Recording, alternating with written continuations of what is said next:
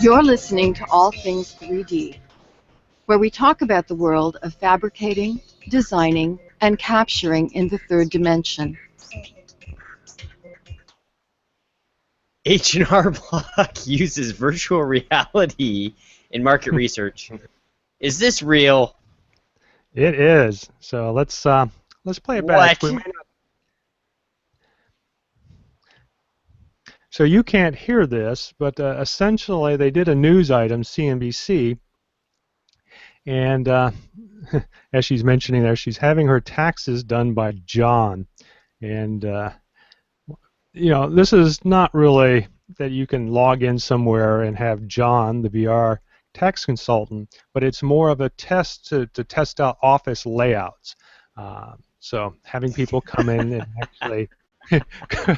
Oh man, I was having a fantasy there. I drifted off. I'm sorry. I was mixing this setting with an old game called Postal. That's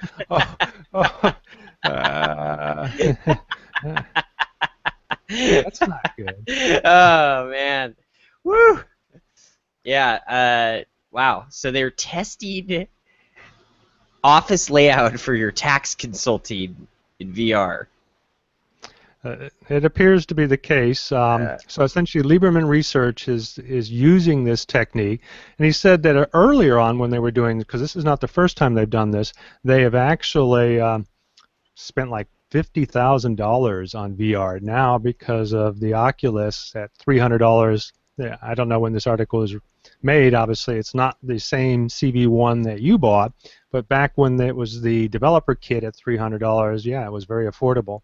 I noticed it seems to have a mix of both the CV1 and the DK2, so they must have bought a few kits, and obviously the CV1. So there you go, John the VR. That's weird. Tax consultant. Well, welcome everybody. Well, Chris, what do we got in the news today? Well, hello everybody. It's All Things 3D, and it's today is April 15th, 2016, and it's Week in Review. We've got all kinds of cool stuff coming up. Obviously, just like usual, action-packed show. We've got some news about Octoprint. We've got a great guest coming on all the way from China. He's already with us, and yeah, stick around and I'll tell you about an app that can help you scan using your drone. If you've got a drone at home, if you stick around, I'll show you an app on your phone that actually flies your drone and can actually use photogrammetry to create 3D scans, and it's free to use. Very, very cool. Man, I'm excited already. Okay, on that note, let's jump to my screen, and behind me I have the Kickstarter for the Slash, and that's about the way I said it last week. The Slash. We're going to find out a little bit about how that name came around, but I wanted to first say, and actually you may already see him. Homing is in the shot with us, and we'll ask a little bit more about him in a little bit, but man, you've already exceeded your goal by like several times, so I guess you can sit back and relax now.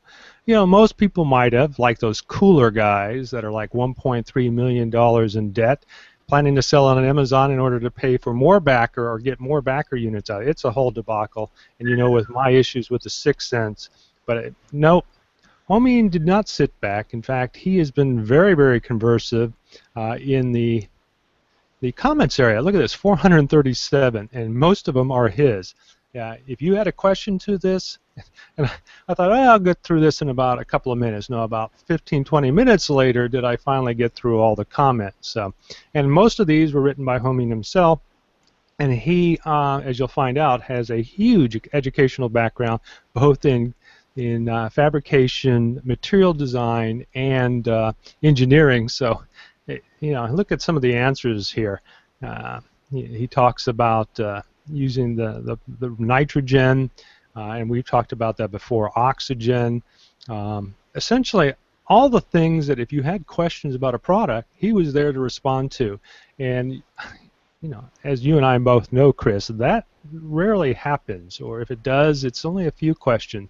But as you know, in the 3D print industry, there are a lot of people that have some know-how and really want to know if things work.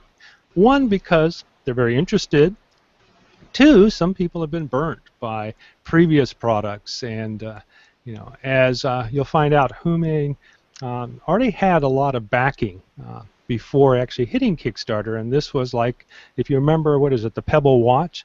It mainly used Kickstarter in its new version just to kind of gauge if there would be acceptance for another smartwatch. It wasn't made specifically to garner the money, and I think Homing also indicated that too, that hey, we've had a lot of money, this just kind of helps us get over the edge, and also to see if there's more acceptance for another SLA printer. And again, a lot of people thought that was very comfortable that he made that demonstration that, hey, I don't really need your money, but the fact that you're giving it to me and you want my printer, that means a lot to me. So enough chatter on my end. Let's go ahead and introduce our guests. Ho-Min Lee, is that correct? That's right. Okay. So, as we ask all our guests that come on, obviously we know your name now.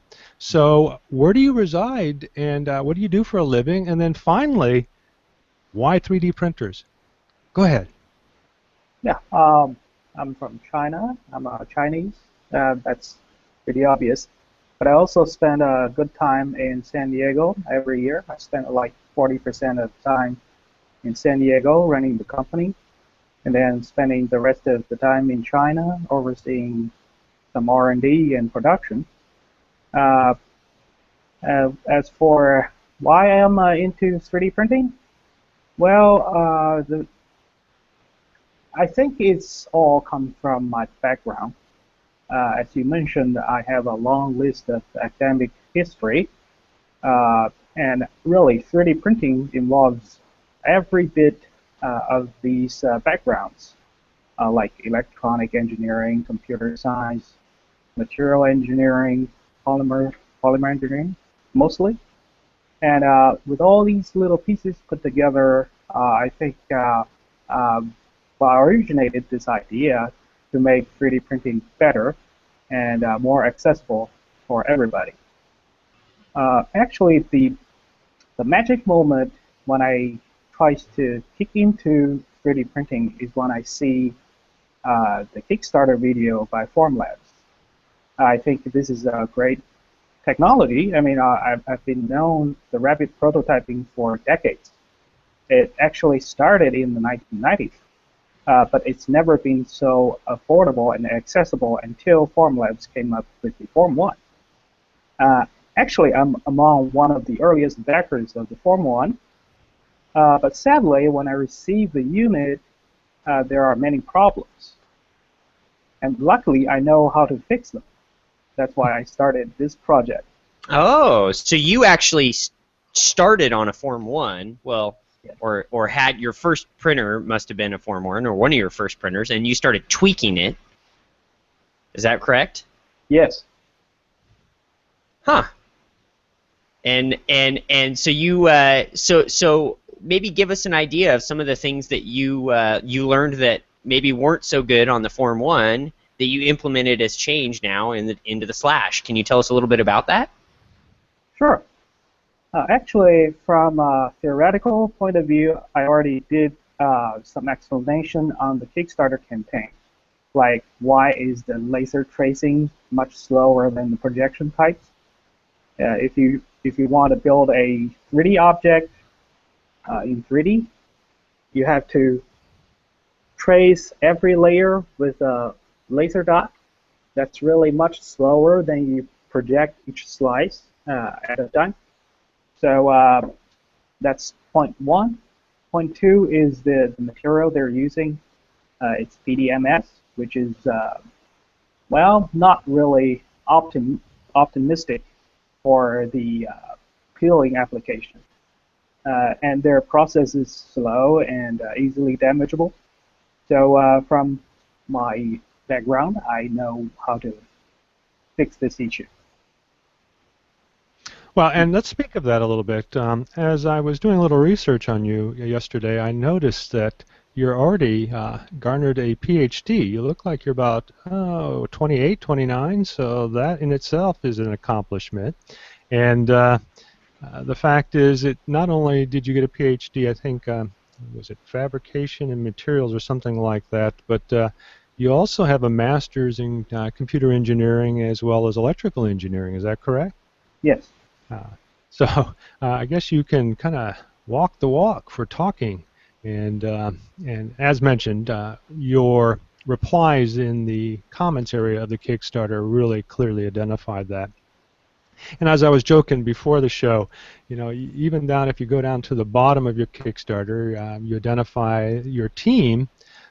I joked that said, no, if you notice there's no pictures here, these are just names. They're all just one person, this guy, just because, you know, he kind of wears all these hats, and these are just his pseudonyms. But no, I believe you. They probably actually exist. But, you know, you did make some good points for Chris's question. So we're going to kind of go through, you know, you do a good job of actually identifying why your product.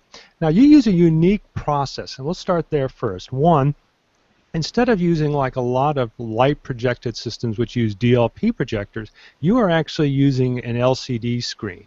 In fact, tell me if I was correct. Did I get your supplier? Was it AOU? Is that correct? Or AUO? AOU, right? Or you want to keep that hush? It's not really. It's another supplier. Okay. I need to double check. But That's the screen, so that's the build envelope right there. Yeah. Wow, so it's a nice big build envelope, and that's a cool looking screen. I mean, that's a nice panel. Is that an 8-inch, 9-inch? How big is that? 8.9. 8.9. Okay. Yeah. So let's see. What has an 8.9? Galaxy Note. That's a possibility. The new Pixel C has, I think, close to an 8.9, but I think it's more of a 4x3. Is that what you got there, a Pixel C? I have no idea. Okay. It's 1,600 feet. Yeah, me neither. The pixel, the resolution. I have no idea what. Well, I knew it had to be around an 8-inch because of the PPI and plus the resolution. So that's why I started looking who's putting out an 8-inch, but an 8.9, that makes sense. As we talked about a little bit, you've gone with a lot of off-the-shelf components, which, as we both know, keeps the pricing down because it's available. No custom means, and also all the reliability testing has been done mainly on a lot of these products. So very smart on your part. So you just showed us the LCD. What, you know, in our earlier talks, with a DLP, you can get the lumens really up there. So you can get a very bright, intense, which we have found, I guess, is what helps minimize the time of exposure. Now, with an LCD screen, I'm assuming, what do you have, maybe 400 lumens at most? You would have to expose it longer, or did you find some tricks on how to do that? Actually, your screen just showing this is the LED array that's made of the gallium nitride LEDs. These are. So you have a separate exposure element than what normally comes with an LCD panel. Yes. So it's like a backlight. Yes. It is the backlit. It's backlit. Right. That's how you get it. So you have a custom backlight system that sits underneath the LCD, and I see how it works now. Okay. So that makes a lot of sense. That's really smart. That's like the out-of-the-box type thinking. That's really smart. Now, you do indicate. I'm sorry. Go ahead. Yeah, and this thing outputs 5,000 lumen. Wow. Well, that okay. It's a lot more powerful. So not only do you have your own custom-made, what do you call it, backlighting, it provides more lumens than most DLP projectors do. So you've got an extremely intense, which may explain why you've got that cooling element as well, because if it's sitting that close. So we'll get to that in a moment. Now, you have mentioned already in your Kickstarter that the light spectrum, normally, as we're familiar with, is in other products, either in the white light, as in a DLP, or in the case of the geez, no, I've already forgotten. It's in the Formlabs. It's in the near UV, or just near UV. But yours, you identified, is in the blue light spectrum. Is that correct? Yes. Okay. So these LEDs are not white, or are they just filtered to blue, or are they blue? Well, What's the wavelength? when we use these LCDs, Mm-hmm. you mean the LEDs? No, the LEDs are blue. But Okay. when we use the LCD, we put white and black pattern. So all the light is going to transmit It's either through. on or off. Okay. Yes. That's Well, great. genius. Yeah. So another interesting thing about your product, let's see if we, is that you have a cooling system. And I'm assuming that part of the reason for this is that to not, obviously you have to generate some heat, even though LEDs are low heat emitters to begin with, but they still, especially at 5,000 lumens, and I don't know how many you actually have there, but there are several, it still probably emits a fairly good amount of heat. In fact, I don't know the actual wattage that's consumed by your product, but at 5,000 lumens, you probably still, what, maybe 150, 200 watts? Yeah. But you have a cooling system, so I'm not going to try and guess anymore. Can you kind of explain to us why you went with this approach? I'm kind of assuming in order to dissipate some of this heat from that huge LED array, but there might be some other advantages, so please. Well, actually, the cooling, well, it comes back to basic physics. It's inspired by Elon Musk. You know, you always had to start thinking from the basics, physics or chemistry law. The chemical reaction that we're using for the stereolithography is called photopolymerization. It's an exothermal process. So when you cure each layer, the material itself is going to generate heat.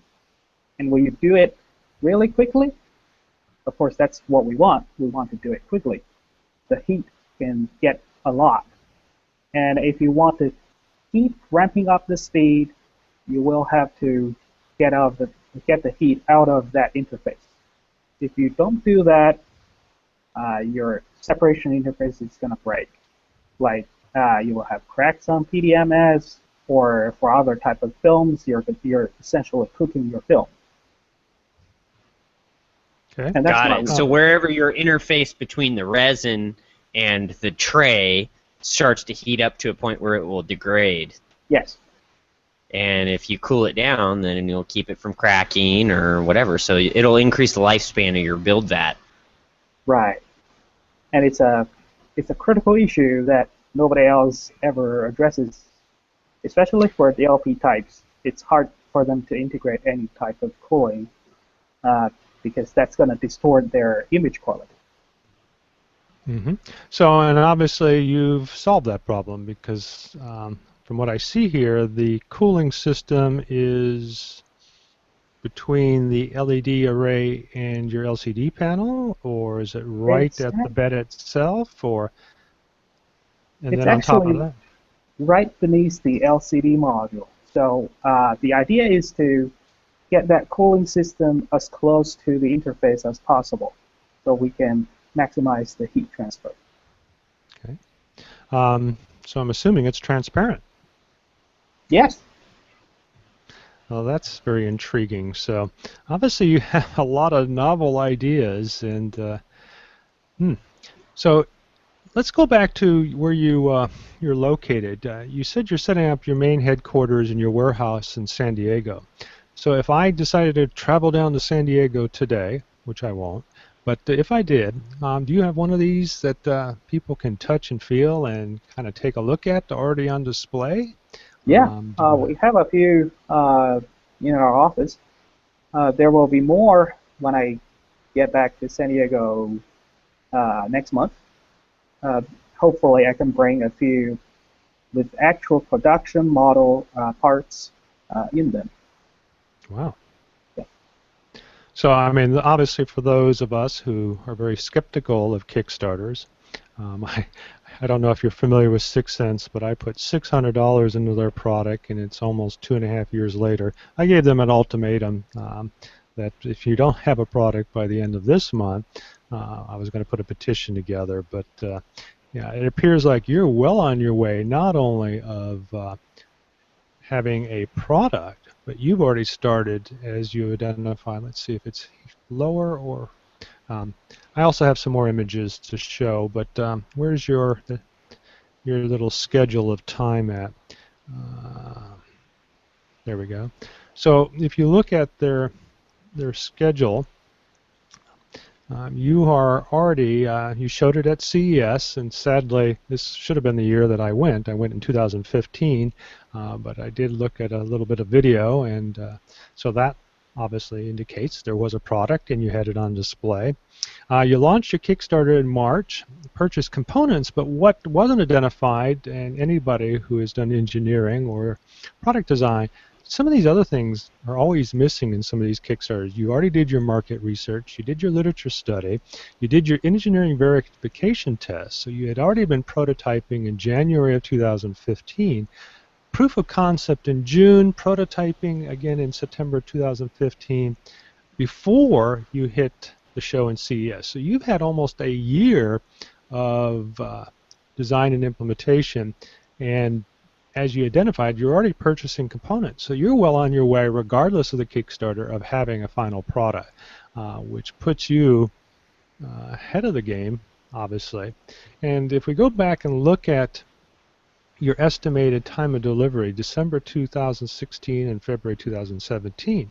So even giving yourself plenty of time to get this out, even though you're well ahead of the game, which again seems to be a failure with many Kickstarters, is that, oh, we'll have it out in 3 months.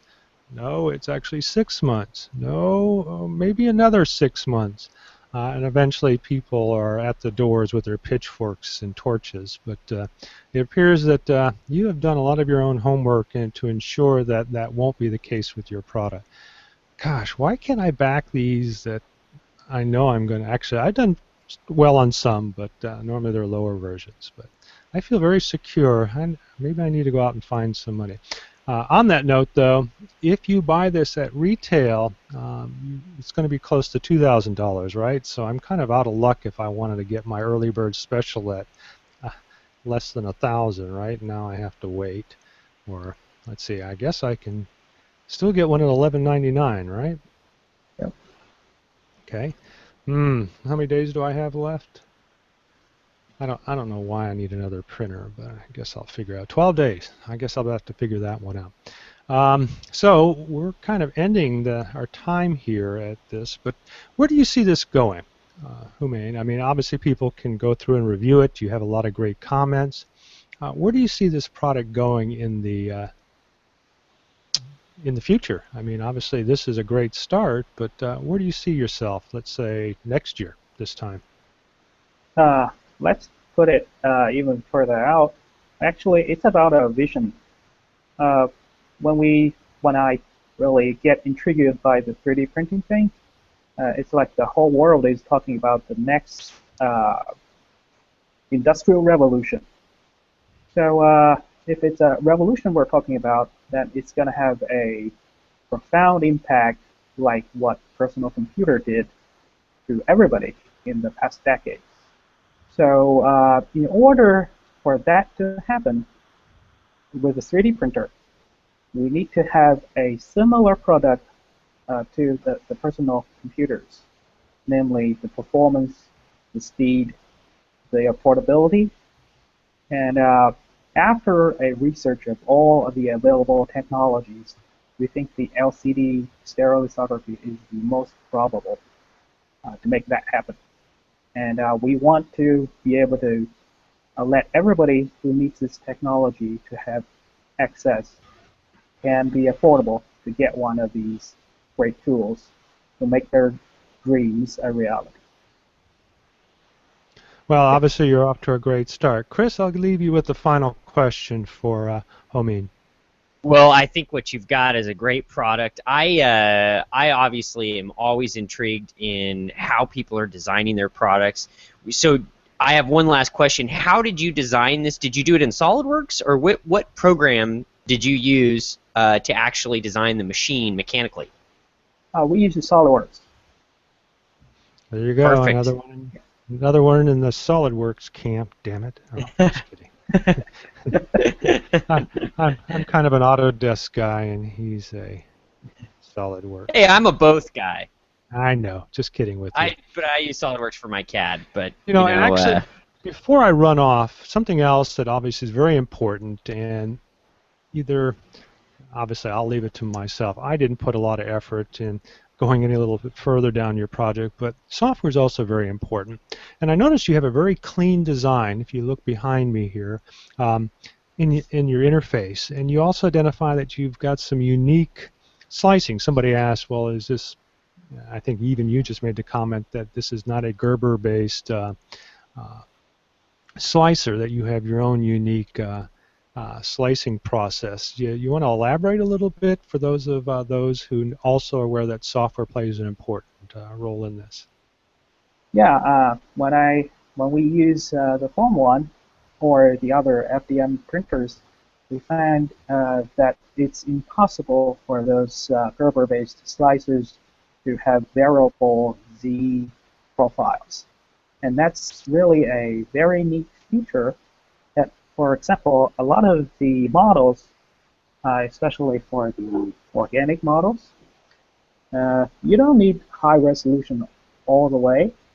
For example, the bases or for the area that's not in the facial area, you can skip with a lower resolution to get speed.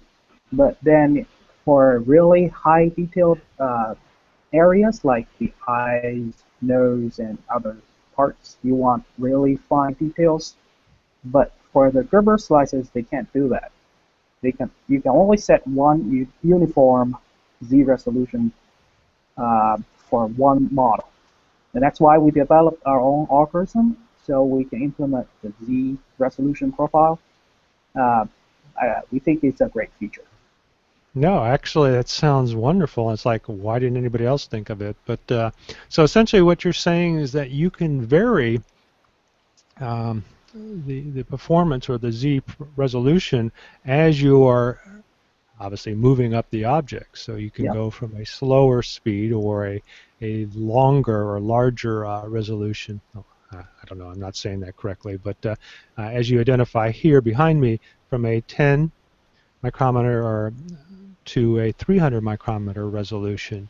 So by doing that, some areas that don't require that extra Z depth information, you can just zip right on by and then move into something else. That's kind of cool, don't you think, Chris? Mm-hmm. That's very cool. Wow. I obviously have some new thoughts on this. So the fact is that you're in the blue wavelength. I noticed that you use an ember protective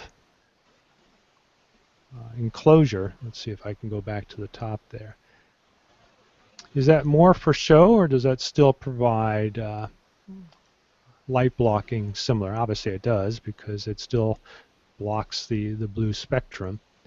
Do you find that that's important? Because I've noticed that some people say that's not so important. It is important. Actually, the original design, we wanted a different color, but it doesn't work as well as the orange, so we had to switch back to orange. Well, and hats off for you to making these decisions, not only on cosmetics, but on what's actually effective. Okay, well, I think that's about it. I mean, really appreciate it. I know it was somewhat last minute on my part. I kept begging you to come on. Kind of felt like, he's trying to avoid us, but nope. He really stands behind his product. He really knows his product, and obviously has a lot of great advantages to it. So any last words before we sign off? And you're welcome to stay on as we cover the rest of the news items, but you probably want to get some sleep. It is midnight, or actually, what, 12? What time do we have there? Oh, actually 12:44 now. You're in Beijing, is that what I understood? Yes. Okay. So, yeah, you probably want to get some sleep now. Unlike me, I have a tendency not to sleep very much anymore. I don't even know what day or night it is. I live in a cave. No. Oh, well. So on that note, any last words, and then we'll move on with our news items. All right. Thank you very much for letting me on your channel. Thanks. Thank you. Awesome. Okay. Thanks for coming All on. right. All right, Chris, why don't you carry it off with our first news item? Okay, well, we are into our 3D technology. We'll go right into the news here.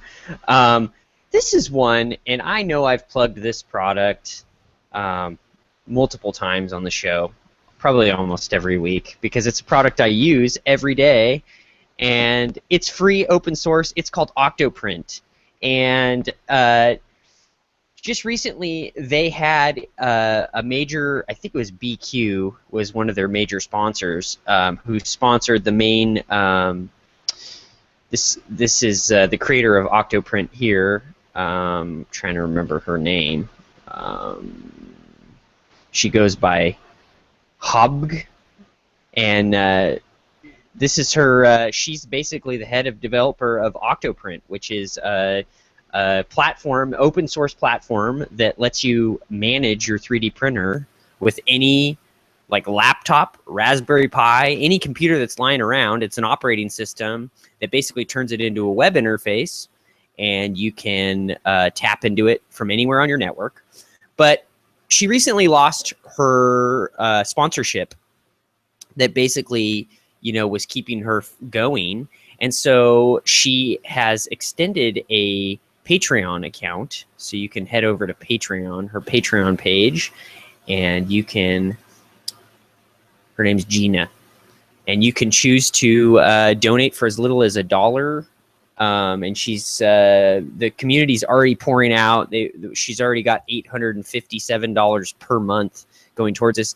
Apparently it's about a 40-hour-a-week job to maintain at this point. She's added a lot of functionality just in the past few months. There's time-lapse functionality, the ability to remotely view with the Raspberry Pi cam or any off-the-shelf webcam. It's a really, really nice piece of software. There's Cura built inside now, so you can actually do the slicing on your Raspberry Pi if you want, or you can slice and send your G-code directly to the Octoprint.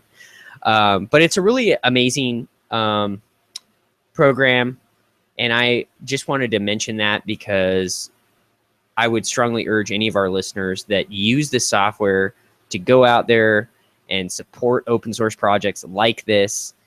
And the community has already reached out and helped fund her, but I'd like to get her even more. So that's why I'm plugging her. So you can head over to patreon.com and type in Octoprint, and Gina's Patreon page pops up. And if you're in the giving spirit, go give her some money. Okay. Yeah, actually, we covered Octoprint, and like you said, that's something that you use on a day-to-day basis. I was not aware that it was a sole individual, but I have been confused with another group, I guess. But all right, well, I totally agree with that. All right, let's move on to my item. This is actually not a little one-person job, but this is Shapeways. So for those of you out there who just can't afford or don't want the muss and fuss of a 3D printer, there are services like Shapeways.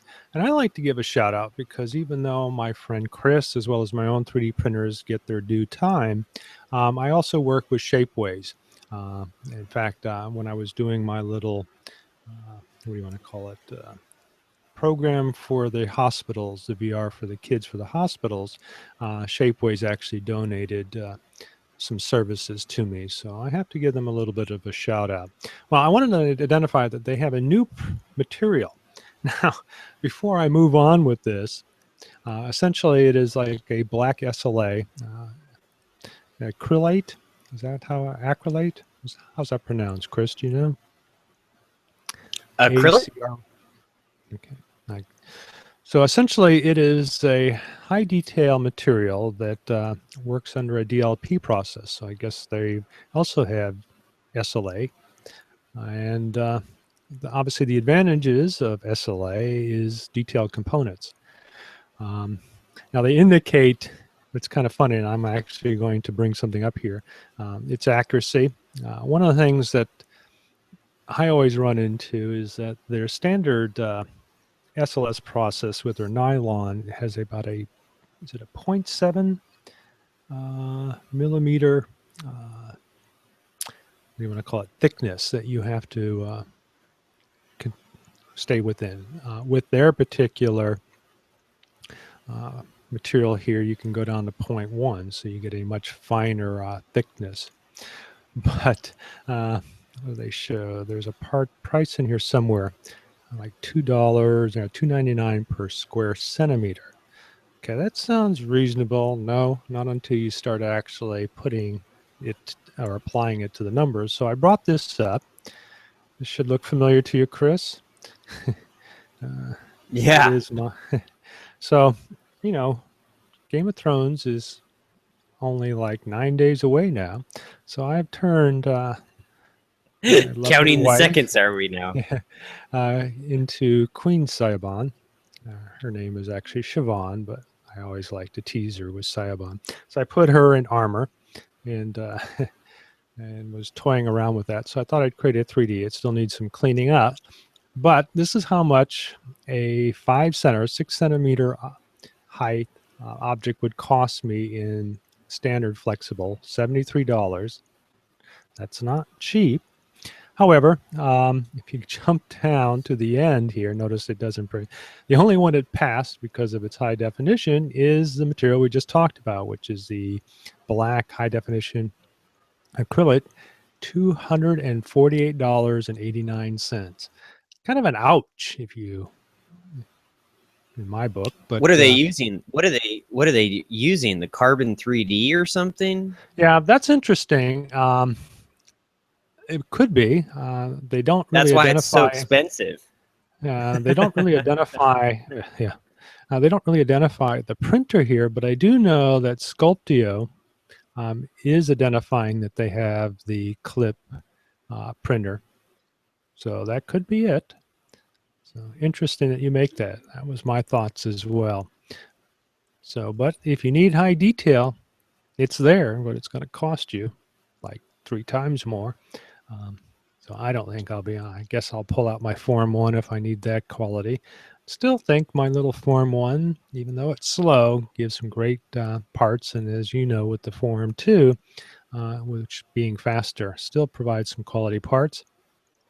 But I was serious. If I could figure out how I can afford to get it, I wouldn't mind buying the Slash, because it will slash your print times.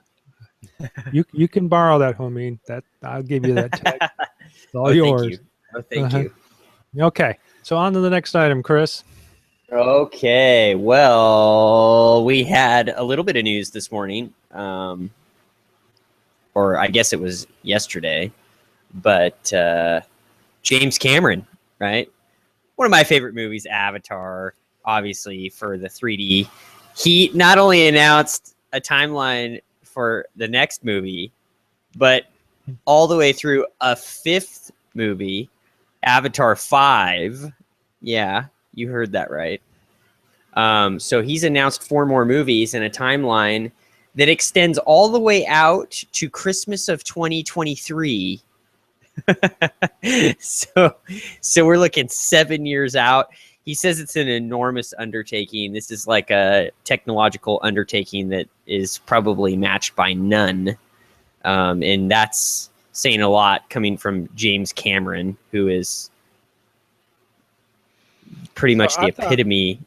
I thought when you brought this up, maybe that's still coming, that his 5th movie will be completely done in VR. So you will actually be a virtual character in the movie. Making decisions. The reason that I really think that this is worth bringing up on our show is just, I mean, you can kind of imagine where it's going to go. I mean, VR by 2023, VR will be probably the dominant platform for gaming. It'll be the dominant platform for who knows where we're going to be by 2023. I mean, if you look back 7 years back from where we are today, I mean, 3D printing wasn't even on the main stage yet, right? I mean, it wasn't, hardly anybody even knew what it was 7 years ago, 3D printing. So I can only imagine how they will be thinking about delivering Avatar 5 by 2023. So, but they have a timeline, it looks like, of the next Avatar coming out in Christmas 2018. So, God, we still have 2.5 years to wait for Avatar 2. But hey, it'll go by in a flash, and then they have another one 2 years later, and another one 2 years after that, and then the next one will be 1 year. So they're saying 2023, but thought it was worth mentioning. Okay. Got my hopes up and still have a long time to wait. Yeah. But again, I thought, hey, at least we have a timeline. Yeah. Well, I enjoyed the movie, but I don't know if I enjoyed it that much. In the meantime, I'm assuming that somebody will come up with some cool stuff. Actually, there has been a couple of interesting VR. Obviously, you can go meet John, the VR tax consultant, but there was something else. But I'm going to move on into my item here. You know, this is our section dun, dun, dun, that we're not keeping up with. Dun, dun, dun, 3D design and architecture and engineering. So, in the spirit of design, I'm not really that much of a comic book guy, but who doesn't love Deadpool? So I didn't see the movie, wanted to see it. I heard it got great reviews, but remember, it's not for little kids. It's R-rated. So sometimes a good R-rated movie with lots of violence and bad humor really does well. So that must have been And the case here. sometimes kids love those. Yeah, yeah, that's not good. But I thought this was kind of a fun project. If you know anything about Deadpool, I guess from what I understand, Deadpool was another kind of like the Wolverine. You know, you can shoot him up, kill him. You haven't seen Deadpool? No, I haven't. Did you? Oh, of course, of course. Oh yeah, geez. oh yeah, All it's right. great. Well, I got to obviously got a big thumbs up. I want to take the nephews. No, I mean, like as much as like the R-rated thing. I mean, what does the R-rated even mean anymore? I mean, with gratuitous violence. I mean, my nephews. I go over to their house and they're playing Black Ops 3 or whatever on the on the Xbox, and then they're playing Grand Theft Auto 5, which is like as bad as it even gets. I mean, it's way worse than anything. Grand Theft Auto is way worse than they could possibly show on Deadpool, No, but that's true. yeah. So no, Okay. I thought Deadpool definitely had some jokes that were crass, but I mean, Well, that's what I read, but like I said, sometimes some of that it's up to parental discretion. Whatever. Yes. It's Yeah, parents, they protect their kids. Other ones, I mean, there was kids at the theater when I went to go see it. So. Especially those kids you hear about in the news 10 years later for. Oh yeah. No. Oh Okay. no.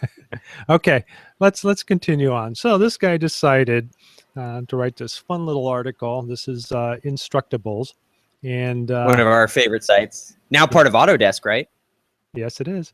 So he says, okay, this is how he started. So he wanted to create his little character. So he uses Autodesk Recap 360, creates this little character, starts out with some ancient guys, because I guess, I don't know, he wanted to stick knives in some old guys' heads, and then progressed on to another character here, and then finally scrapped the whole thing.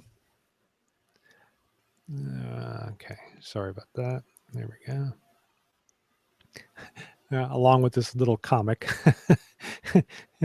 And essentially said, no, I'll go with Deadpool instead. And I thought the comic was a little funny. So he had to go out and get a model, which he did. And then obviously, since he didn't want to use the entire body, he essentially brought it into another Autodesk product, and that's Mesh Mixer, which I love.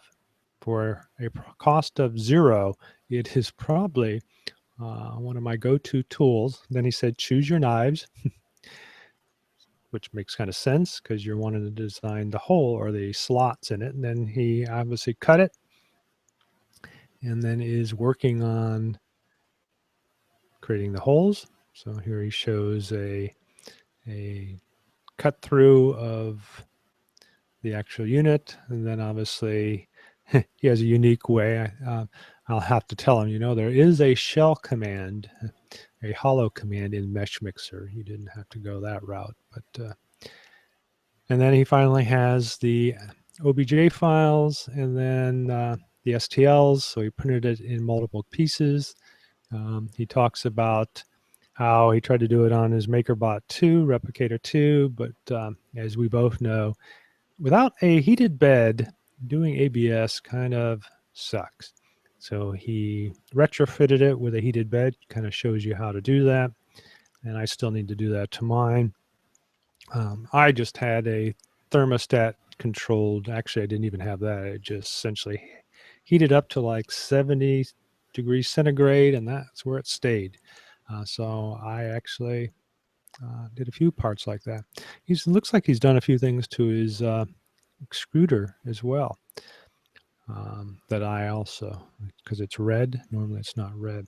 So he's added a few other things there, and he's got some videos. So if you're interested, got a Replicator 2 and want to improve, he's got some tutorials on to do that. But I just thought, hey, what a fun thing to put on your counter, you know, a Deadpool with a bunch of knives coming out of its head. So hats off to him for his originality. So if you're a designer, maybe you can come up with something else. I don't know, maybe your ex-wife or no. Okay, I didn't say that. All right, Chris, that was a joke. I know I know you're not paying attention to me, but that's No, I was good. Sorry, I was reading for the next. We're moving on. Okay. Okay. Awesome. This one's a hand for the makers. This is kind of our. This is where we get into 3D in medicine a little bit here. Hang on. We have our little 3D in medicine. 3D in medicine. Yeah. Okay. And this is coming from Rice University. They developed some students. Hey, hang on, team Chris. of. I actually have a video. So let's show the video. Let's show it. So we're Carpal Diem. We are a team of 2 mechanical engineers, 2 bioengineers, and an electrical engineer. And what we're working with is we are creating a force testing device or suite of different devices in order to test 3D printed prosthetic hands. So there's a demographic of kids with congenital partial hands, and this means that they are born without fully formed hands. There's a group that's come about in the last few years called Enable. It's an online-based group of volunteer 3D printers. But the issue with these hands is that the prosthetic hand is not absolutely perfect in its function as a normal hand. The kid will probably discard it. The child will probably discard it and just go back to its own his or her own adapted ways of using his or her palms before. What we have here is basically a testing system to help determine, are these hands force efficient? Can they do a true cylindrical or spherical grip? And how we do that is first we place the hand on our mechanical arm. And so basically this is running a motor so that you can see, can the hand be gripped at 30 degrees, 40 degrees, whatever. So what you would do is you type into our GUI first what direction you want by just switching the toggle button, and then how many degrees you want to go. So let's say 30 degrees, and you run the program. And so with that, it's running the motor so that you can see the hand is closing around, and you would have some sort of object, such as the cylindrical censored object. And so with that, you can see when you're pressing on the different sensors, which the hand would be doing, you can see the different pressure distribution. It also is going to have a force input, which is how much pressure you have to put into the hand, and also force output. So how strong is it gripping these objects? The goal of this project is to just give more information to the prosthetics community in general. This project is so great because it's working with people that are just in it for the love of helping and in it for the love of new technologies and what's new and exciting, and how can we just understand more about the ways that we can be fabricating prosthetics.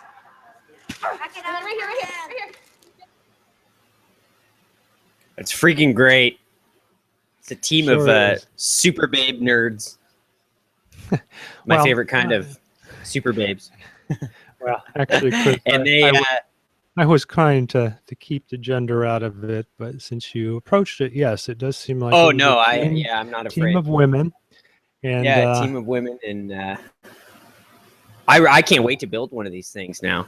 I really can't. Because I've worked a couple times with a couple different people, and yeah, it's kind of tricky. There's a little bit of a learning curve, and it's kind of a delicate. There's kind of a delicate balance, because when you're working with somebody else's kid, especially if you don't have any experience doing any prosthetics like me, it's like I don't really know how to do it. And there's information on the eNable website, and it's gotten a lot better now than it was in the beginning. But it's still, I'm not like a prosthetic specialist. So if you could test out a design and validate it before a kid showed up and put it on, you know, that's one of the worst things, is like getting a kid's hope up that he's going to get a new robotic hand and then have him show up and it's like kind of in pieces and doesn't really work that great. Or so, you know, at least from my experience, is like, I don't think it was like disappointing, but it was like the kid was like not really that into it, because I didn't really have anything that was like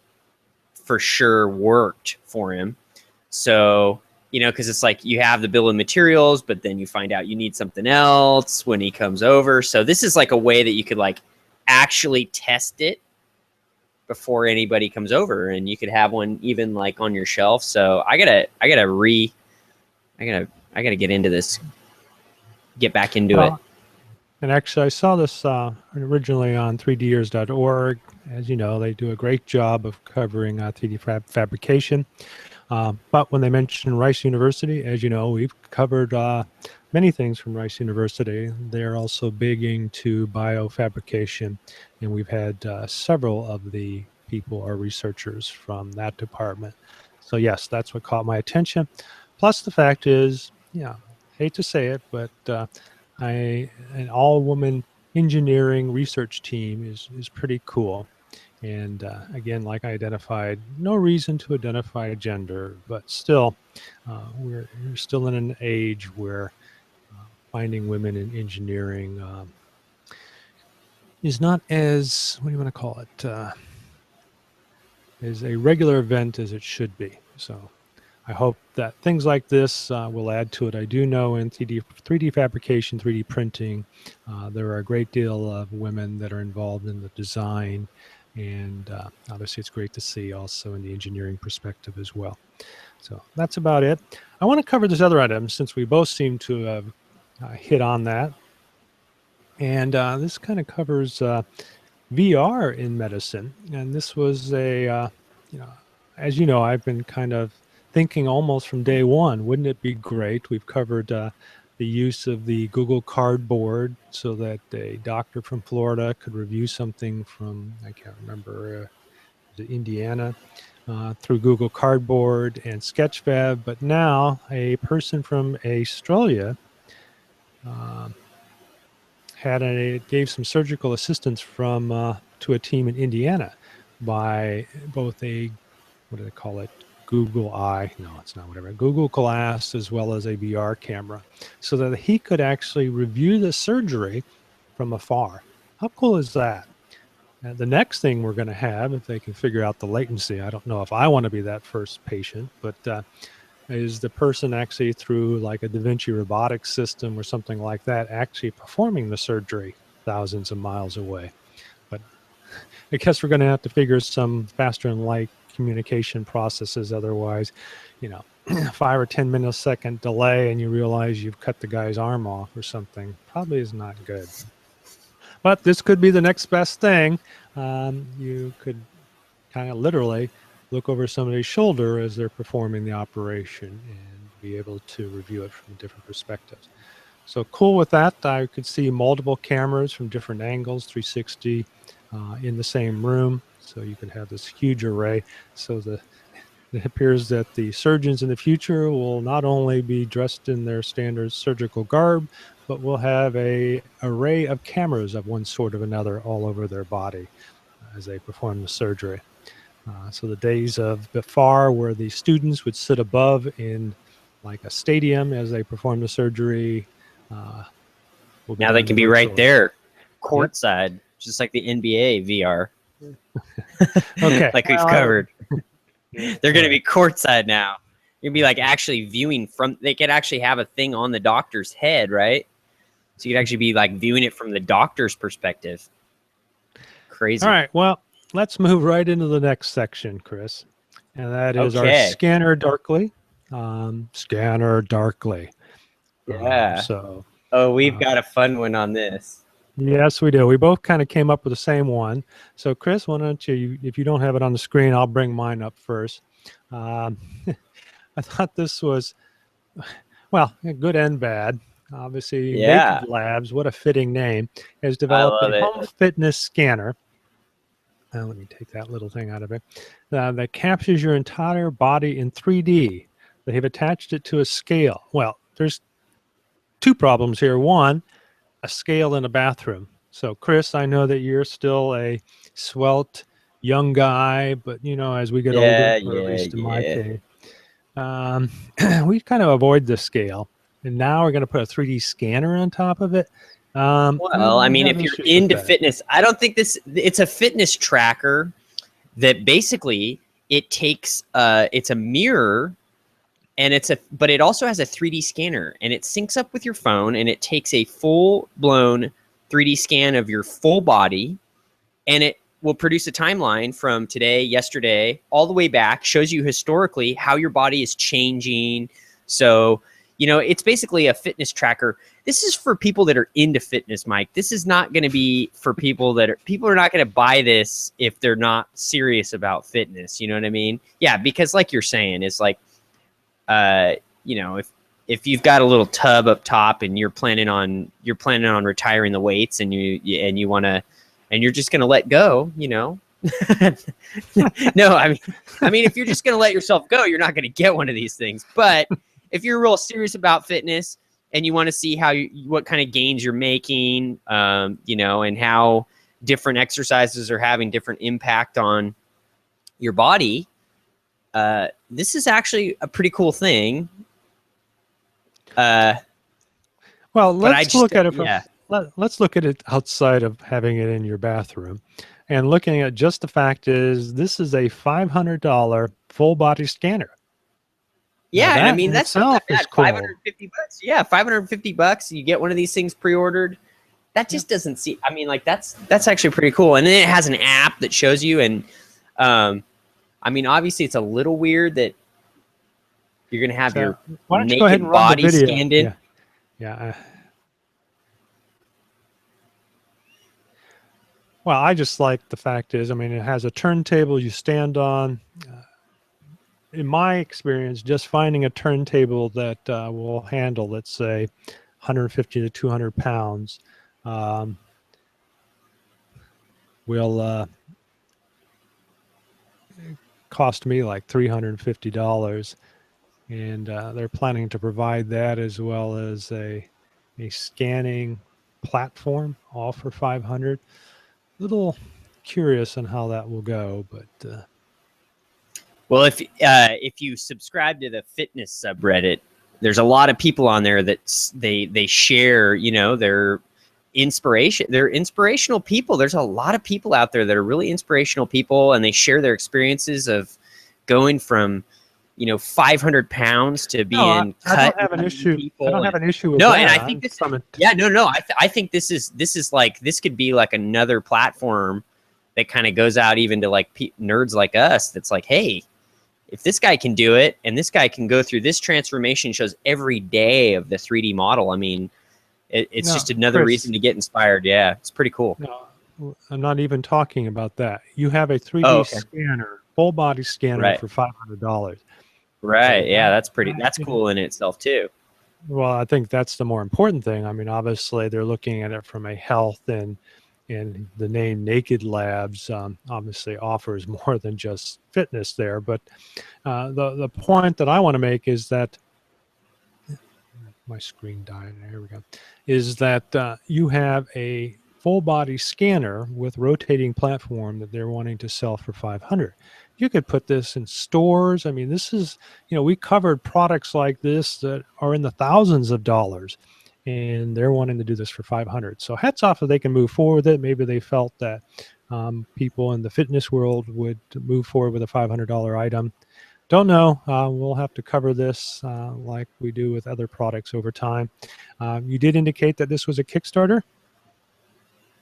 No, it's available directly on their website as a pre-order at naked.fit. Okay.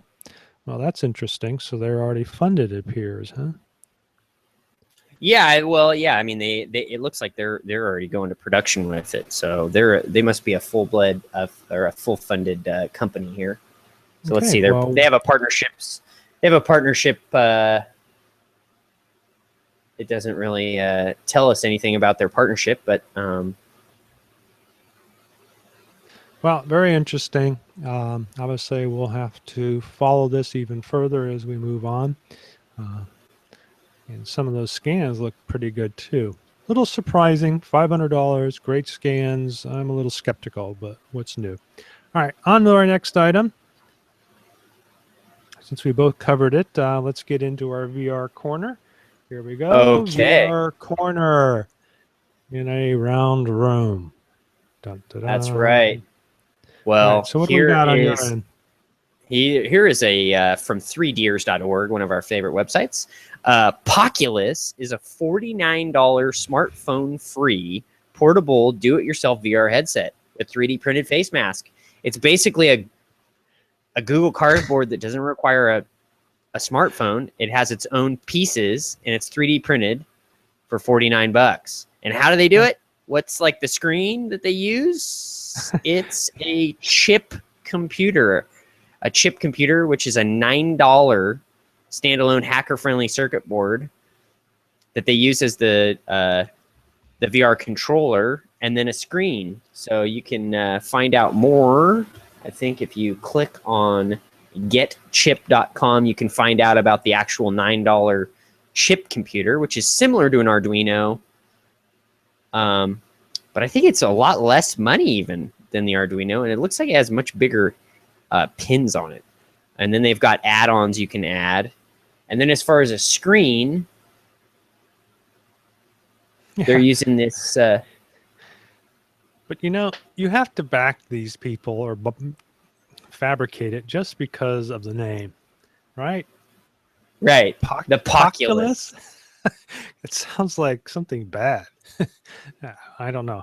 I've got Poculus today. Oh, sad. But it's got a full-fledged little... Do you see this little computer it has? Like a little touchscreen computer thing? That's pretty interesting, right? And a place to put your pencil. Yeah, a place to... You can like... You can type on the little keyboard. VR text. It's pretty cool. I mean, that's cool to me. I mean, I haven't seen that before. No, neither have I. That's why I put it in the show notes. Oh well. So yeah, if you're interested in the Pocula, go ahead and head out there. Obviously these little programs that sprout up, but then again, remember Google Cardboard was just kind of a whatever they call their 20% program for somebody. And the story behind that, the CEO of Google did not even see the product, but thought it was so cool. He said, move forward with it. And they literally had like a day to show it off on stage at Google I/O. Was it 2 years ago? And the rest is history. And speaking of that, Google I/O is coming up in 2 weeks. Yay, at least for me. All right, so on to my next item. I don't know how I came about this, but this is another VR experience, and it's from a company called GameFace Labs. And I have a little video to show with this one too, but essentially this is an all-in-one unit, and as the guy identifies, it is a, let's see, we can learn more. Well, we're going to actually show that video, but let's see, we'll go to features.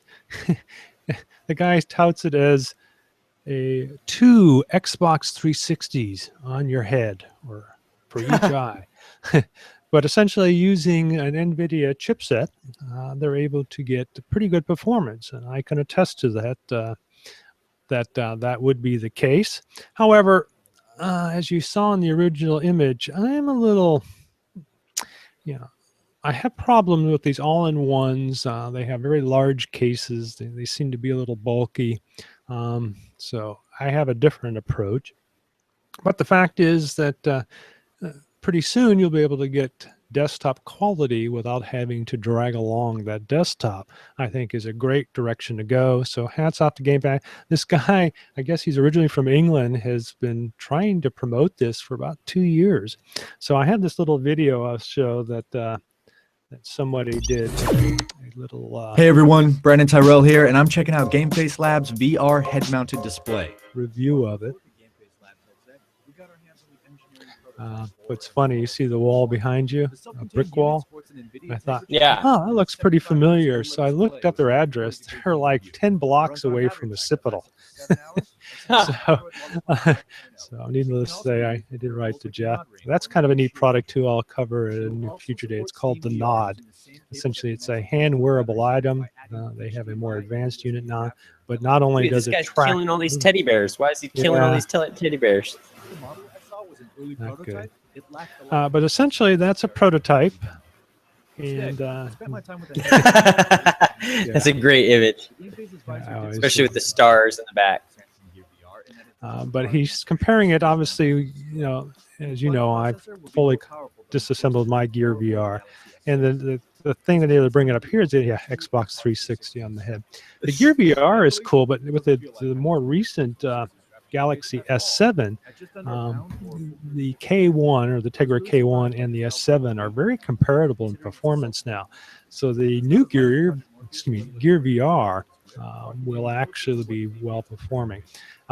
Here they're comparing it to things like the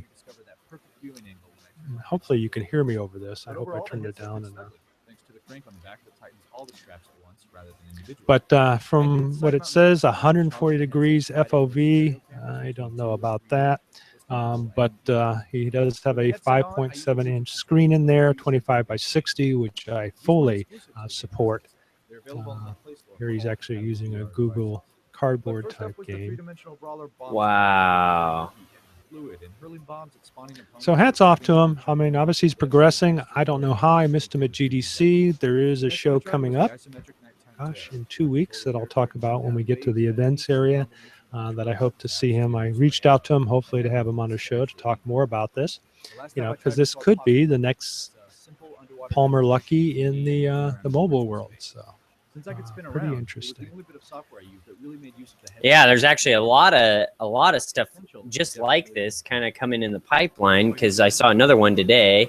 Huawei unveils a Gear VR style headset for the P9.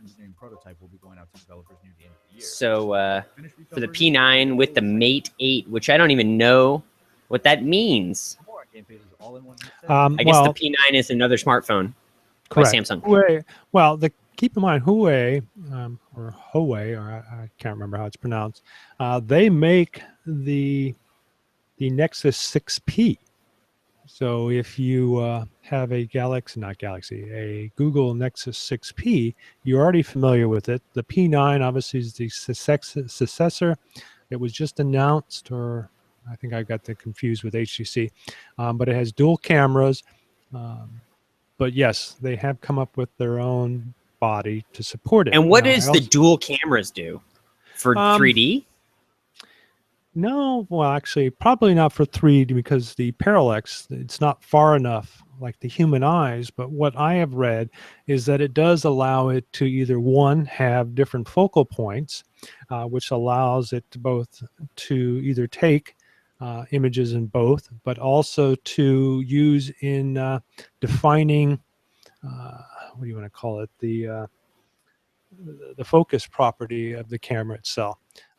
Got it. But that's part. There could be other things, but notice they show the actual 6P. So the fact is that they also have a headset. Not surprising. You'll see more of that. As mentioned, the LG G5 doesn't actually have a carrier for theirs, but they do have a. Let me go back to my screen. They do have a separate VR headset. People have complained that it's not immersive enough, that hooks up to their phone through an USB-C. So it's like a separate screen altogether.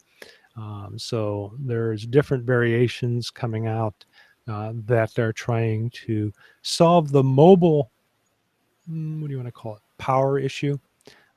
providing, but with the, as I mentioned, the Snapdragon 820, who knows, maybe even NVIDIA will have a new, faster performing, low power. The key is having not only great performance, but ensuring that it's low power, because what good's a VR experience if you can't last more than 10 minutes, you know? So be able to sip the energy while still providing a great performance. Some people are hoping the Vulkan API, which we've covered on several episodes, will help in that area as well. So obviously Game Face, put on your Game Face, has a cool little product, and hopefully we'll have them on the show to talk about it more. But that's about it for our VR corner and around room. And let's move on to my little section. It's going to be really quick. I thought I was actually going to have the program itself, and I'm actually looking at you. Again, I apologize for not switching my cameras. But I'll just go through a couple of slides. Let's cover a comment that I got in one of our YouTube videos. And the person asked, in the video I did on doing 3D meshes from 3D, what's it called? 3D Slicer. Do you remember 3D Slicer, Chris? The program, the open source that I use to create the skull of my wife. Yeah. But I did a little tutorial on that. I had somebody from, one of the medical schools want to know more about that. So what I did was did a little tutorial, but the person asked, hey, I've already got MRI data, but I want to print the skull. But as you've identified, in an MRI, the area of the skull shows up dark, essentially non-existing black. How would I go about printing just the skull? Well, one, MRIs aren't really, that's not their strong suit, but if you needed to do that, one of your suggestions is to invert the images, which you can do in 3D Slicer. I can, if you want to contact me, I can give you a little bit more information.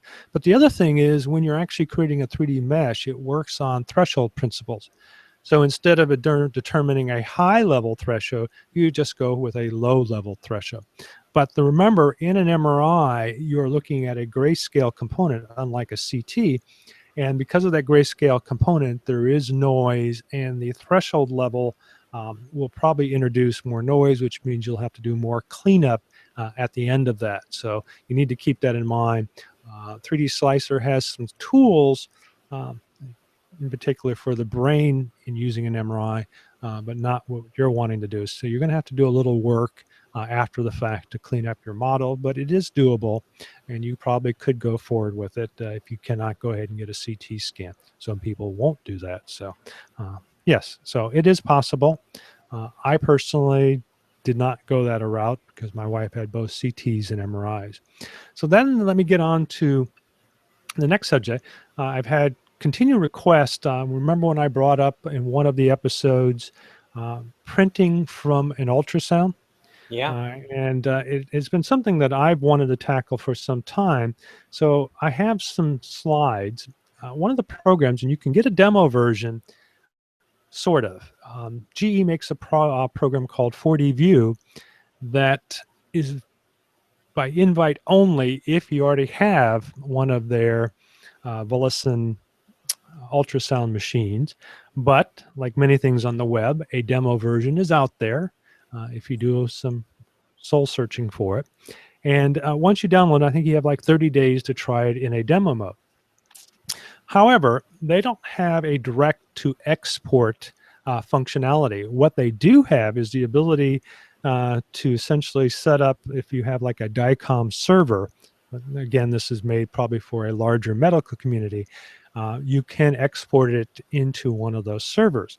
And I've seen this done before, because then this can be put into a server repository, and then in another office, maybe in another branch, they can bring up that information into a DICOM viewer and immediately have that information available in a consultation or whatever the case.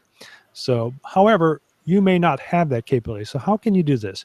Well, if you notice there, I have DICOM send selected. So essentially, you're going to go through the whole process, because what happens when you launch this is it does launch the DICOM server and another tool. and you're going to pretty much let it send it to it. And let's go to this screen. And by selecting these options here, and then just let it send it. Now, it's not going to do anything because you don't actually have it set up, and it will essentially set in a queue, but there's the key. So what you need to do is figure out where you set your queue up to, find that path, and then find that queue folder, and then voila, in there is your actual .dcm file. So once you have that, you can use whatever slicing program you use. I know you use OSIX yourself, Chris, on a Macintosh. You just export that or import that using that application, 3D Slicer. There's a few other tools out there, but in a nutshell, that's pretty much it. Find your queue, pull it out of the queue, and you're ready to go. So there's nothing more. In fact, I reinstalled this, so I don't think I had to do anything else.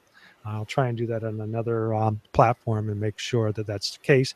So if you're wanting to do this, this is probably the only way, especially with the GE Volison, that you can, because nobody has written, because it's a proprietary technique, to be able to do this directly in 3D Slicer or any other application. So if you find it, you can create your DCM, and then you can take that DCM and slice it, and then come up with the information you need from it. Let's see if I still have the question up. No.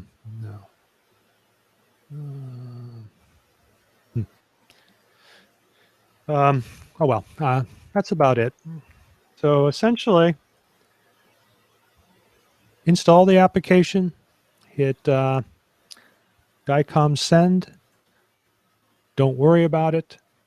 Make sure your application's still up. In fact, I think you can even close it. It'll stay in the queue. Just find your queue path, find the DCM file, and then load that or move it to a different location. And then you're able to slice it just like a DICOM file. Okay, well, that sums it up. Chris, what does the Print Whisperer have for us today? The Print Whisperer has this really interesting app I found, which is for photogrammetry from your drone. It's especially compatible with the DJI drones, like the Inspire and the, let's see, they have the Inspire and then the Phantom 3, the new Phantom 3. So I haven't found it to be compatible with the 3DR Solo yet. I'm hoping I can find a app that is similar, but this program is called Altazure. So it's altizure.com, and you can head over and check out examples in how it works. What happens is this app actually controls your, let's go to altizure.com. And I need to click on their, not on their Explorer. I want to go to their website.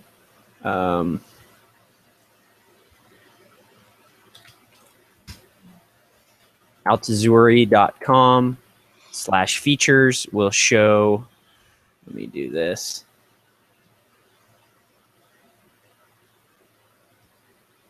And you can actually check out what it does is it programs your drone. I don't know if you can see. Let's see here. To do basically a pass maneuver of a grid. So you set up a box and then it automatically figures out a pathway and to control the camera operation for your drone. And what it does is it pieces together those photos and uses photogrammetry to piece it together and make you beautiful 3D images from your drone, aerial surveys of, for landscapes. So That's you can make 3D. impressive. Yeah, and the app right now is free apparently. And you can see some examples over at altizure.com/explore. They've got a lot of really neat maps that you can check out. People are starting to post online. A lot of them coming out of China. But the detail that I'm finding is just incredible. And so you can go out and you can start making your own 3D maps using Altazure or Altazure. And I mean, like, look at the detail on these maps. It'll start to refresh. And I mean, this is a huge... So if I understand you correctly, Chris, essentially Now, this works with a specific type of quad? Yeah, so they have a whole list of drones that it's currently compatible with, and they say they're expanding which drones it's going to be compatible with. But right now, it primarily works with DJI drones, and there's a list of drones that's listed on their website here at altazuri.com/support. You can scroll down and UAV verification. Let's see. And obviously they have a difference. There's a pro version and a free version. And the pro basically gives you unlimited uploads and the ability to do huge areas versus just one small area. But I'm trying to look at which drones it's actually up. It's actually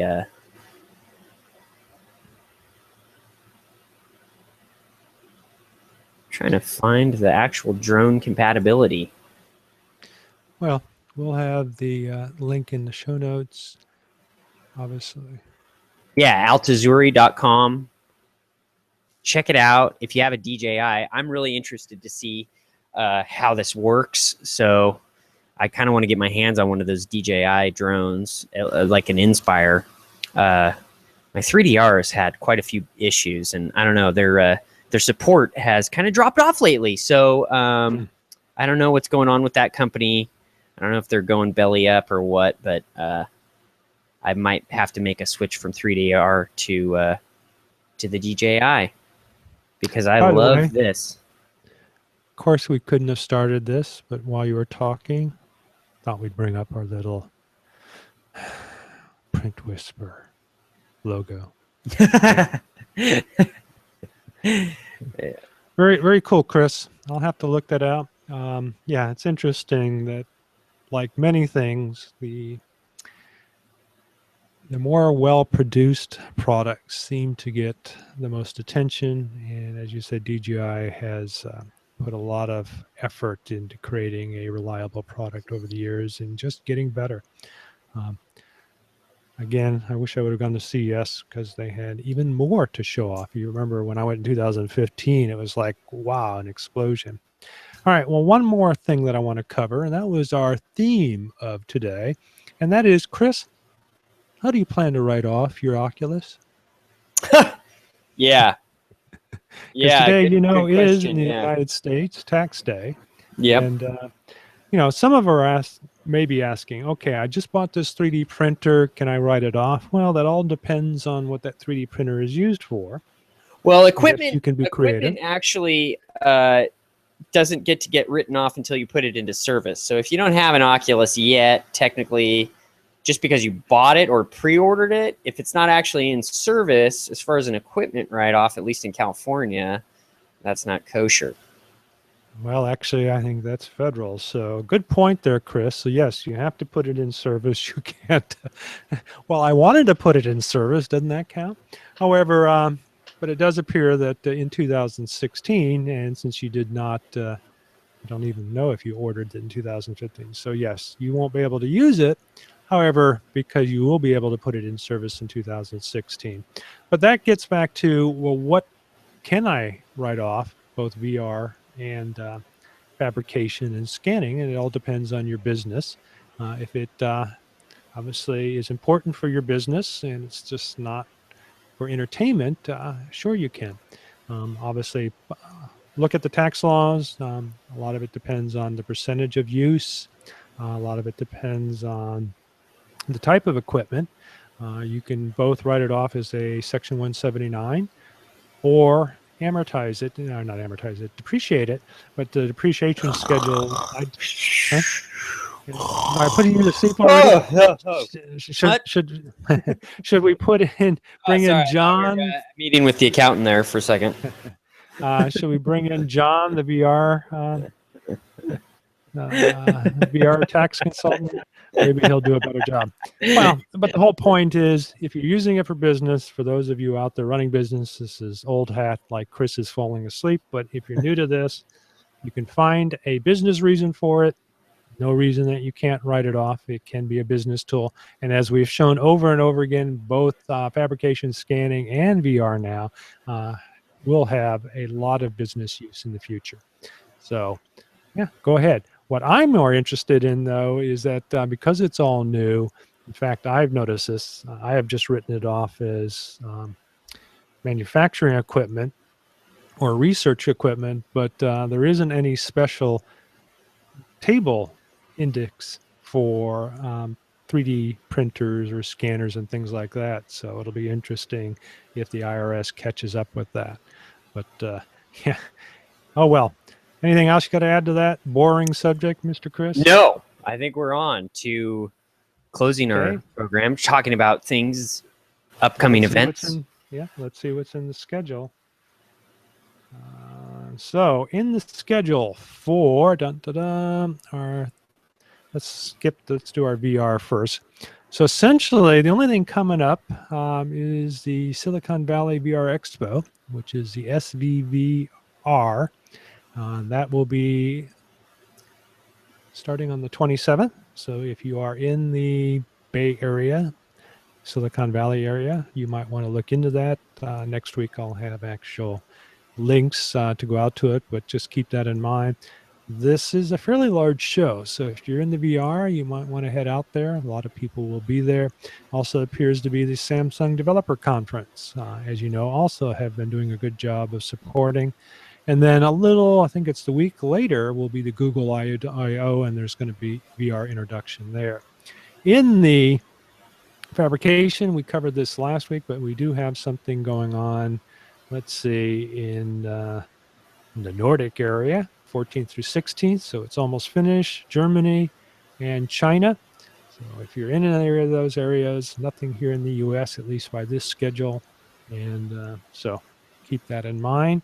So that's about it. So Chris, last words. Who did we have on the show today?